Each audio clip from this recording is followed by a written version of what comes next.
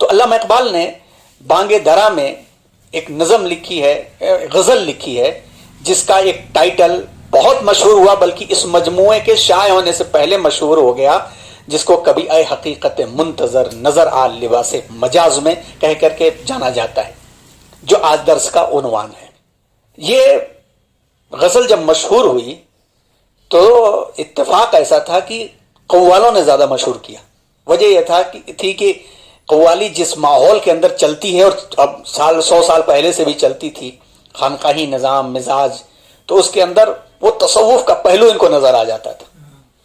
لیکن پوری اس غزل کے اوپر ہم غور کریں گے تو جیسا کہ ہم نے بتایا کہ مذہبی فکر زیادہ رجحان رہے گا ہماری باتوں کے اندر، اس کے اندر علامہ اقبال نے مرد مومن کے دل کو اللہ کے لیے تیار کرنے کے لیے توحید کا پیغام دیا ہے، اور ایک ایسا پیغام دیا ہے کہ اس کو اگر سمجھ لیا جائے تو توحید کی ایک ایک بنیاد کے اوپر انسان غور کرنے لگے گا۔ تیرا دل تو ہے صنم آشنا، تجھے کیا ملے گا نماز میں جو حاصل غزل ہے۔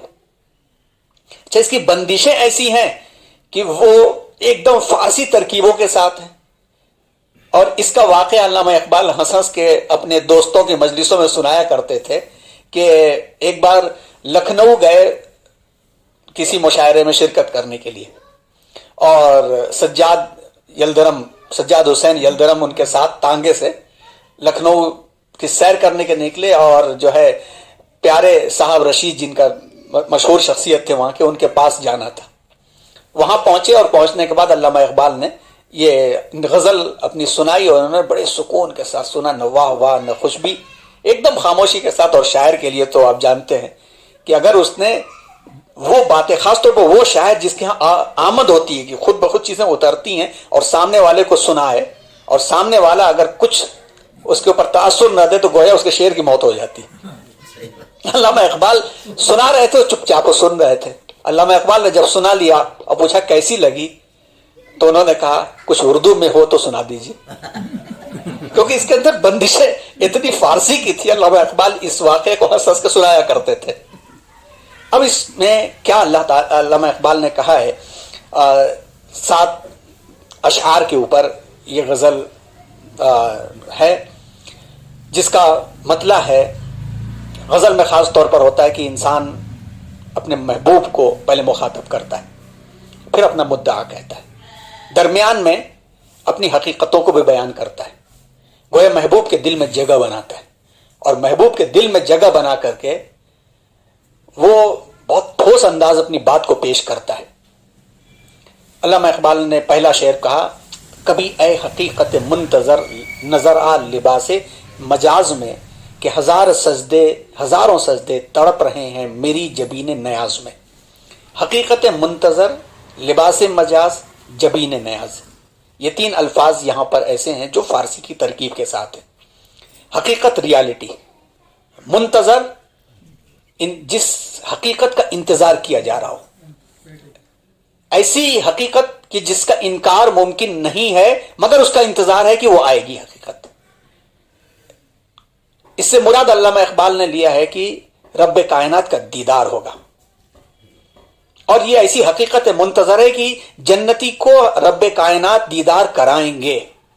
علامہ اقبال اپنے محبوب حقیقی رب کائنات سے مخاطب ہو کر کے کہہ رہے ہیں کہ آپ ایسی حقیقت ہیں جس کا دیدار ہو کر کے ہی رہنا ہے ایک نہ ایک دن۔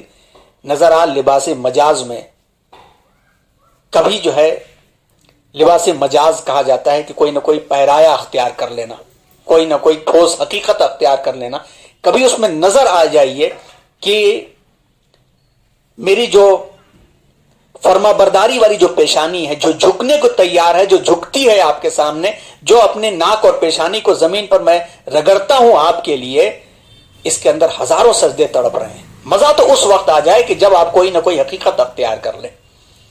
اب یہاں پر ایک بات آتی ہے لباس مجاز، جس میں بعض لوگوں کو یہ شبہ ہو جاتا ہے کہ علامہ اقبال نے یہاں تو ایسی بات کہہ دی ہے جو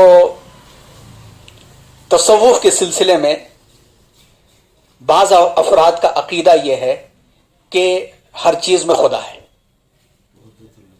وحدت الوجود، लेकिन इन पेचीदगियों में जाने की जरूरत ही क्या है? क्या जरूरत है इतनी दूर तक अकल दौड़ाने की? इसका जवाब हमको कुरान भी तो देता है। पहले यह देखना चाहिए कि अल्लामा इकबाल की शख्सियत का अमली पहलू क्या था। अमली पहलू देखा जाए तो हल मिल जाता है। इससे इसका शायबा निकल जाता है कि उन्होंने शिर्क की दावत दे दी या हिंदुस्तानी मिजाज में रह करके उन्होंने वही दावत दे दी जो दूसरों ने दावत दी थी। अल्लामा इकबाल की शख्सियत के पहलू को देखा जाए तो अल्लामा इकबाल के मिजाज से ये दूर की बात लगती है कि अल्लामा इकबाल ने यह दावा किया हो कि मेरा रब जो है मुजस्सम बन करके आ जाए, मुजस्समा बन करके आ जाए। अगर ये चीज नहीं है तो फिर क्या हो सकती है? इसके लिए हमें कुरान से जवाब मिलता है। ये कुरान में हजरत मूसा अलैहिस्सलाम का तस्करा अल्लाह ने किया। हजरत मूसा अलैहिस्सलाम ने भी तो यही मुतालबा किया था, ऐ हकीकत मुंतजर नजरा लिबासे मजाज में रब्बे अरनी अंजुर इलैक, ऐ रब्बे कायनात मैं तुझे देखना चाहता हूं। तो रब ने क्या कहा? लन तरानी, मुझे नहीं देख सकते। तो पता यह चला कि दिल से बात निकालने का अख्तियार है, बोलने का अख्तियार है, लेकिन रब का जो अख्तियार है वो रब के पास है।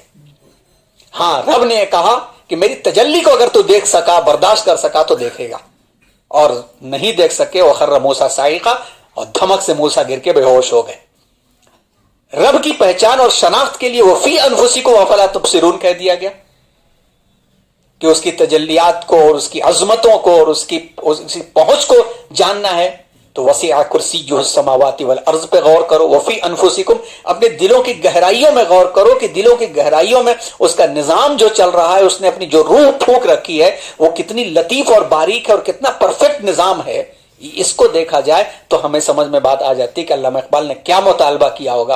अल्लामा इकबाल ने उसी बात का मुतालबा किया था जिसको हजरत मूसा अलैहिस्सलाम ने मुतालबा किया। कोई भी बंदे मोमिन इसका मुतालबा कर सकता है, लेकिन नीयत का फर्क है। जो इस नीयत के साथ करेगा कि मुजस्सम चीज आ जाए तो मैं उसको समझ लूं, तो शिर्क के दायरे में आ जाएगा। अपनी जात की पहचान करा दे सिफात के जरिए से तो वो तौहीद के दायरे में आ जाएगा। तो यहां पर यही बात समझ में आती है कि अल्लाह ने हजरत अल्लामा इकबाल ने अल्लाह से ये मुतालबा किया कि मैं फर्माबरदारी पेश करने को तैयार हूं और सजदे करने को तैयार हूं, मैं कर रहा हूं। आप एक मर्तबा हमें अख्तियार हकीकत मुंतजर आप नजर आ जाएं, आप हमें मिल जाएं, आप तक हम पहुंच जाएं, इसका मुतालबा करते हुए अपने एक गोया की महबूब हकीकी तक पहुंचना चाहते हैं। और उसके बाद गजल का ये शेर कहने के बाद अब आते हैं मुद्दा के ऊपर। क्या देखिए जोड़ है। शेर नंबर 2, तरबाशना खरोश हो, तरबाशना ए खरोश हो तो नवा ए महरम गोश हो, वो सुरूद क्या के छुपा हुआ हो सुकूत पर्दे साज में।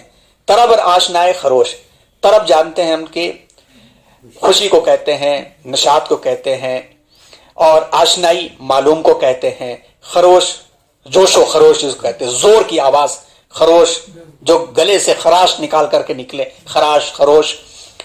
इन तीनों लफ्ज को मिला करके बनता है कि इश्क की धूम, तरब आशनाए खरोश हो। अब यहां पर आगे उम्मत मुस्लिमा के लिए, ऐ उम्मत मुस्लिमा इश्क की धूम मचा दे कौन सी, तो नवा ए महरम गोश हो। नवा आवाज को कहते हैं, पुकार को कहते हैं। यहां मुराद अल्लामा इकबाल ने कुरान से लिया, जैसा कि अल्लामा सैयद सलीम चिश्ती ने लिखा है कि अल्लामा इकबाल ने मुराद यहां से उस आवाज को लिया है जो आवाज कुरान की शक्ल में मिली है, सुना जाने वाला। और ये कहते हैं कि ए मुसलमान, इस कुरान की इश्क की धूम, इश्क से तो धूम मचा दे कि जब तक वो सुरूद क्या, सुरूद का मतलब गीत, मजा, वो मजा ही और गीत क्या कि पर्दा साज के अंदर अगर छुपा हुआ हो, धुन बज रही हो और गीत छुप जाए तो वो गीत ही क्या। पर म्यूजिक बहुत तेज हो जाए और गाने वाले की आवाज पीछे हो जाए तो फिर उसका क्या मजा है। तो अल्लामा इकबाल ने मुसलमान को कहा कि तेरी जिंदगी जो दिख रही है इसके पर्दे में कुरान छुप गया है, तो कुरान को सामने ला करके धूम मचा दे, और जब तू धूम मचा देगा तो रब्बे कायनात मजाज में नजर आ जाएंगे, और यही हकीकत है। यह हुआ दोनों शेर का जोड़। तीसरा शेर, तो बचा बचा के न रख उसे, तेरा आईना है वो आईना, जो शिकस्त हो तो अजीज तर है निगाह आईना साज में। मुश्किल शेरों में से एक शेर है, तो बचा बचा के न रख उसे, किस चीज को, तेरा आईना है। दिल को मुराद लिया अल्लामा इकबाल ने, दिल को मुराद लिया है। अगर रब को महसूस करना है तो दिल को तड़पाना पड़ेगा। दिल को तड़पाने के लिए कौन सा जरिया है? वो कुरान है। कुरान को सामने ला करके अमल में लाओगे तो जितने भी तेरी जबीन न्याज के सजदे हैं वो सब के सब कामयाब हो जाएंगे, कबूल हो जाएंगे। ऐ उम्मत मुस्लिमा, मुसलमान, इश्क खुदाबंदी में दिल को तड़पा दे कि तेरा दिल इश्क खुदाबंदी में जितना ज्यादा पामाल होगा, जितना ज्यादा घुलेगा, उतना ही ज्यादा सरफराजी और बुलंदी उसको मिलेगी।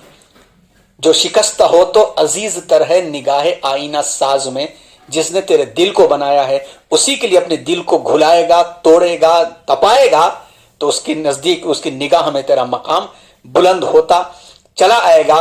बल्कि देखा जाए तो इसकी तर्जुमानी मोहम्मद अली जौहर अलैहिर्रहमा ने भी एक जगह की है। सुना होगा आपने शेर वो कि तौहीद तो यह है कि खुदा हश्र में कह दे, ये बंदा दो आलम से खफा मेरे लिए है। तुम यूं ही समझना कि फना मेरे लिए है, पैगाम मिला था जो हुसैन इब्न पर गैब से सामान बका मेरे लिए। तुम यूं ही समझना कि फना मेरे लिए है, पर गैब से सामान बका मेरे लिए है।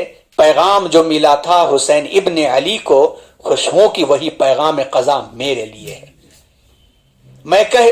मैं खो के तेरी राह में सब दौलत दुनिया, मैं खो के तेरी राह में सब दौलत दुनिया, समझा कि कुछ उससे सवा मेरे लिए है। और तौहीद तो यह है कि खुदा हश्र में कह दे, ये बंदा दो आलम से खफा मेरे लिए है। अब इसको देखिए कि तू बचा बचा के न रख इसे, तेरा आईना है वो आईना जो शिकस्त हो तो अजीज तर है निगाह आईना साज में। रब के लिए लुटा दे जो कुछ भी है, रब के इश्क में अपने दिल को कुर्बान तूने कर दिया, तब जाकर के तुझे जो है रब की पहचान मिलेगी। और उसके बाद चौथे शेर में कहते हैं, दम तौफ किरम के शम्मा ने ये कहा कि वो असरे कोहन, न तेरी हिकायत सोज में न मेरी हदीस गुदाज में। दम तौफ, दम का मतलब दौरानिया, तवाफ के दौरान। किरमक कहते हैं परवाने को कहते हैं, पतिंगे को कहते हैं, शमा जानते हैं लाइट। दम तौफ किरम के शमा, शमा के गिर्द परवाना जो पतिंगा तवाफ करता है, उसको देख करके ये कहा वो असरे कोहन, पुराना। कोहन का मतलब पुराना। हिकायत सोज, जलने की कैफियत। हदीस गुदाज, चिकनी चुपड़ी बातें, अच्छी बातें। असल में यहां पर अल्लामा इकबाल ने अपने दिल के फफोले फोड़े हैं। यहां पे अल्लामा इकबाल ने ये यहां पर पेश किया है कि कौम बेहिस हो चुकी है, कौम बेहिस हो चुकी है। खाने काबा का तवाफ भी करती है तो खाने काबा के तवाफ में जाहिरी चमक दमक खूब दिखती है, खूब इल्लल्लाह और लब्बैक लब्बैक होता है, लेकिन दिल कैफियत से खाली होता है।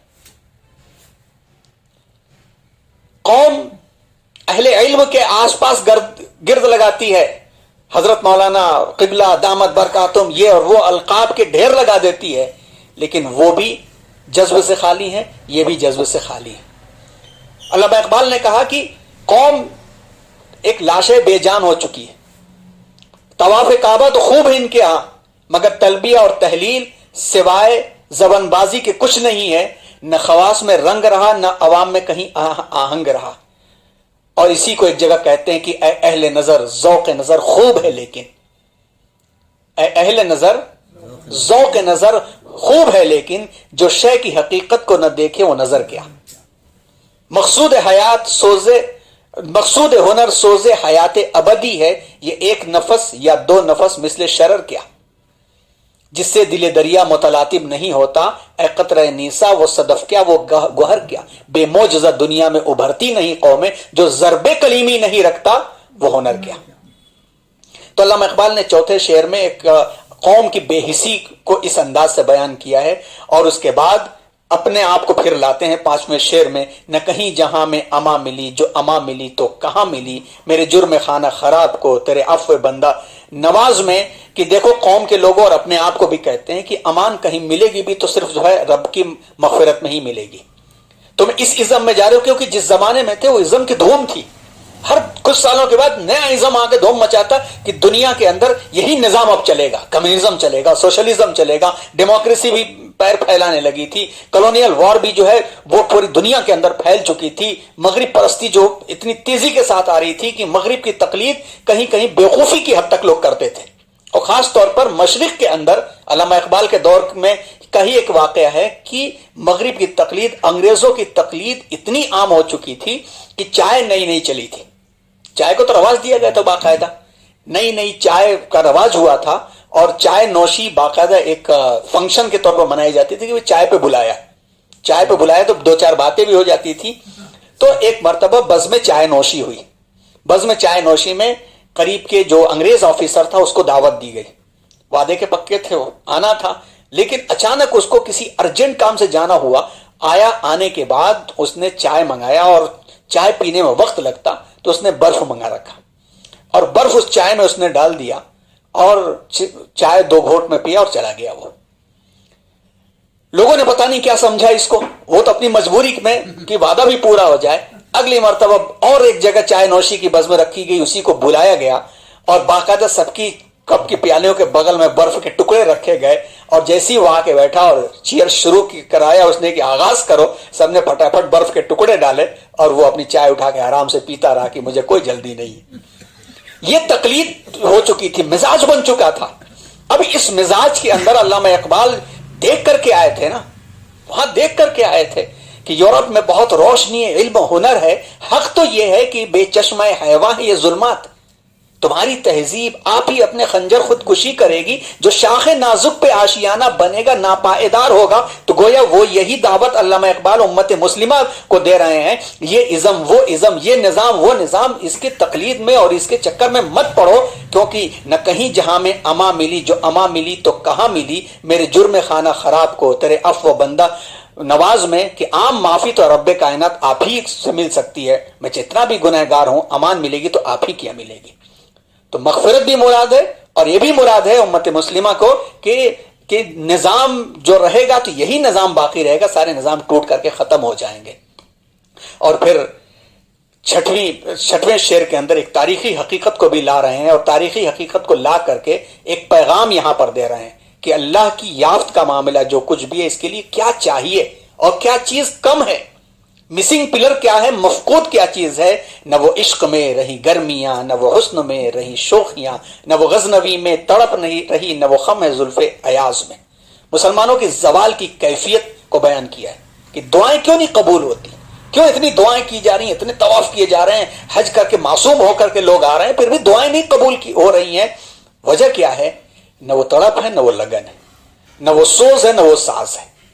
اور اس میں مثال انہوں نے محمود اور ایاز کا پیش کیا، سلطان محمود غزنوی کے جو غلام تھے ایاز، جن کی ایک تاریخ ہے، بلکہ اب اگلے ہفتے ہمارے لیکچر میں بھی آنے والا ہے یہ عنوان، کہ ایک تو ایاز کا سلیقہ کہ اپنے آقا کو خوش کرنے کے لیے آقا کی جو دکھتی رگ تھی، جو نبض تھی، اس کو جاننے والا جو تھا وہ ایاز تھا، اور محمود بھی اس کی اس طلب و اس لگن، اس ذوق کا خیال رکھنے والا تھا۔ تو نتیجہ یہ تھا کہ محمود کے ساتھ عرصے دراز تک رہا، لیکن اس نے مادی دولت کے بجائے محمود کے دل پہ قبضہ کیے رکھا، اور چونکہ بڑے بڑے بال بھی تھے اس کے، تو زلف ایاز سے مثال لیتے ہوئے علامہ اقبال نے قوم کو پیش کیا کہ جو تڑپ محمود غزنوی کی اپنے غلام کے لیے تھی، ایسے ہی نہیں تھی، اس لیے تھی کہ وہ غلام اس نبض کو پہچانتا تھا اور اپنی حقیقت کو پہچانتا تھا۔ ایک مرتبہ حاسدوں نے یہ شکایت کر دی کہ چھپ چھپ کر کے تہخانے میں خزانہ جمع کر رہا ہے، اور اس کی بیچارے کی وفاداری پر شک شروع ہو گیا، اور محمود غزنوی نے ایک دن پیچھا کر لیا اور کہا کہ دکھاؤ۔ جب جا کر کے دیکھا تو پتہ یہ چلا کہ ایک بکس کو کھول کر کے وہ زارو قطار رو رہا ہے، جھانک کے دیکھا تو اس میں وہی پھٹا ہوا کرتا، ٹوٹی ہوئی چپل، اور ایاز نے کہا کہ میں آ کر کے یہی اپنی حقیقت کو پہچاننے کی کوشش کرتا ہوں کہ تو تھا کیا۔ یہ وہ کپڑے ہیں جس کپڑے میں آپ نے مجھے خریدا تھا، یہ کپڑے میں نے محفوظ کر رکھے ہیں، اور میں اس کا دیدار کرتا ہوں تو مجھ کو میری حیثیت، میری حقیقت پتہ چلتی ہے، اور میں آ کر کے اس کو دیکھتا ہوں۔ تو ظاہر سی بات ہے کہ آقا کے دل و دماغ کے اندر اس کا مقام بڑھے گا یا نہیں بڑھے گا۔ تو علامہ اقبال نے مسلم امت کے لیے کہا کہ اپنی حقیقت کو تم کو پہچاننا ضروری ہے۔ مرد مومن کے لیے تو بہت کہا ہے علامہ اقبال نے، ایک تو اپنی حیثیت کو پہچانو، اور پھر یہ دیکھو کہ زوال اور پستی کا جو سبب ہے وہ تمہارے دل کی جو کیفیت وہ ٹوٹ چکی ہے، وہ گرمیاں آج بھی لے کر کے آؤ تو آج چیزیں ہو جائیں گی۔ اور حاصلیں پھر غزل جو شعر ہے جس کے اوپر بولا جائے تو گھنٹوں بولا جا سکتا ہے، وہ یہ کہ جو میں سر بسجدہ ہوا کبھی تو زمین سے آنے لگی صدا، تیرا دل تو ہے صنم آشنا تجھے کیا ملے گا نماز میں. اور کہیں کہا کہ باطل دوئی پسند ہے حق لا شریک ہے, شرکت میں آنے حق کو باطل نہ کر قبول. میں بس آسان سا شعر ہے. صنم آشنا, صنم آشنا کا مطلب کہ تیری تو پہچان شناسائی تو بتوں سے ہے, تیرا نماز میں کیا دل لگے گا. اس کا ظاہری مفہوم کیا ہے؟ ظاہری مفہوم یہ ہے کہ میں نے جب سجدہ کیا تو زمین سے آواز آنے لگی, آواز یہ آنے لگی کہ تو نے دل میں تو بتوں کو بٹھا رکھا ہے, نماز سے کیا تجھ کو ملے گا. لیکن علامہ اقبال نے یہاں پر توحید باری تعالیٰ کی گہرائی کی دعوت دی ہے, اور اس دعوت میں اتنے گہرے چلے گئے ہیں کہ گویا یہاں تک دعویٰ کر دیا ہے کہ دل کے اندر غیر اللہ کا خیال کسی لمحے کسی بھی ماحول کے اندر تجھ کو تیرے عبادات سے دور کر دے گا. اور دوسری بات کہ یہ وہی کہہ سکتا ہے جو نماز خشوع کے ساتھ پڑھنے والا ہو. اور نماز کے اندر کا معاملہ یہ ہے کہ نماز کے اندر غیر اللہ کا خیال, کاروبار کا خیال, چیزوں کا خیال کانشیسلی لاتے رہنا نماز کو ضائع کرنے کا سبب ہوتا ہے. اور تیسری چیز اس کے اندر ملتی ہے کہ غیر اللہ کو دل سے نکالنا ہے تو کلمے کو سمجھ کر کے اور کلمے کی گہرائیوں تک پہنچنا ہے کہ کیوں ہمیں لا الہ الا اللہ محمد الرسول اللہ کی تعلیم دی گئی. نماز کے بارے میں خاشع اور خشوع کا لفظ استعمال کیا گیا ہے, اور نماز کے بارے میں یقیمون الصلاۃ و اقامت صلاۃ کا لفظ استعمال کیا گیا قرآن میں, جس کا مفہوم یہ نکلتا ہے کہ نماز کے نظام کو اپنی زندگی میں برپا کر لیں گے. اب علامہ اقبال نے یہاں پر جو نماز کا جو سبق دیا ہے, اللہ اکبر, دل سے غیر اللہ کو نکال کر کے کس کو بڑا کرنا ہے؟ اللہ کو. اور اتنا بڑا کرنا ہے کہ اس کے سامنے اپنے آپ کو بھی چھوٹا کر لینا ہے. اللہ اکبر کا مطلب ہو گیا کہ اللہ اکبر وکل شیء اصغر, اللہ ہی سب سے بڑا ہے. اب میں کھڑا ہو گیا اور رب کے سامنے, اب دنیا کی کوئی طاقت اس کے سامنے نہیں ہے, سب حقیر اور ذلیل ہے, اصغر ہے. اور اس نیت باندھتی ثنا سبحانک اللہم, اسی کی تعریف. سورۃ الفاتحہ الحمدللہ رب العالمین, رکوع سبحان ربی العظیم, جھک رہے ہیں ہم, عظمت اس کی بیان کر رہے ہیں. سبحان ربی الاعلی, ناک رگڑ رہے ہیں ہم زمین پر, اعلیٰ اس کو کہہ رہے ہیں, گویا ہم کہنے کہ ہم ادنا ہیں, ہم کچھ نہیں, وی آر نتھنگ. اور اس کے بعد التحیات للہ والصلوات والطیبات, میرا جینا, میرا مرنا, میرا کھانا, میرا پہننا, میرا بولنا, ایوری تھنگ, ہر کچھ, سب کچھ الہی تیرے لیے ہے. اور اس کے بعد آخر میں اللہم انی ظلمت نفسی ظلما کثیرا, سلام پھیرنے سے پہلے اپنے آپ کو کہہ رہے ہیں کہ ہم ہی نے ظلم کیا ہے. ولا یغفر الذنوب الا انت فاغفر لی مغفرۃ من عندک وارحمنی انک انت الغفور الرحیم, کہہ کر کے پھر سلامتی آتی ہے. یہ پورا کا پورا مفہوم ریئلائز کیا جائے تب یہ شعر کا مفہوم ہمیں سمجھ میں آ جائے گا کہ تیرا دل تو ہے صنم آشنا تجھے کیا ملے گا نماز میں. تو علامہ اقبال کی یہ غزل جس کا آغاز ہوتا ہے کبھی اے حقیقت منتظر نظر آ لباس مجاز میں, کہ ہزاروں سجدے تڑپ رہے ہیں تیری جبین نیاز میں. سجدے تڑپ رہے ہیں جبین نیاز میں, سجدے کب قبول ہوں گے؟